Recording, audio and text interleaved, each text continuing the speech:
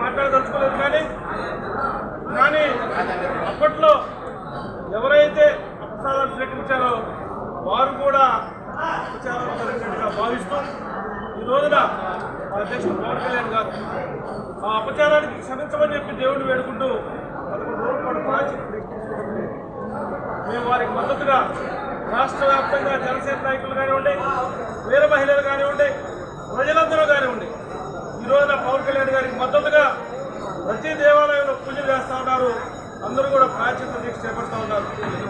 గతంలో ఎన్నడూ కూడా దేవదేవుని యొక్క వెంకటేశ్వర స్వామి దేవాలయంలో ఇటువంటి అపచారం ఎప్పుడూ జరగలేదు.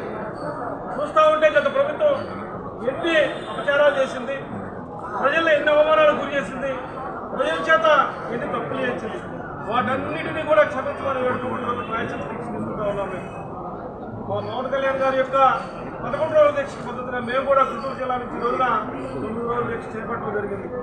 ఇది ఒకటే వేడుకుంటా ఉన్నాం స్వామివారిని, ప్రజలందరినీ మీ యొక్క ఆశీస్సులు అందజేయాలి, ప్రజలందరికీ ఆశీస్సులు ఉండాలి. ఏదైతే అపచారం చేశారో వారిని కూడా క్షమించమని వేడుకుంటూ దీక్ష చేపట్టారు.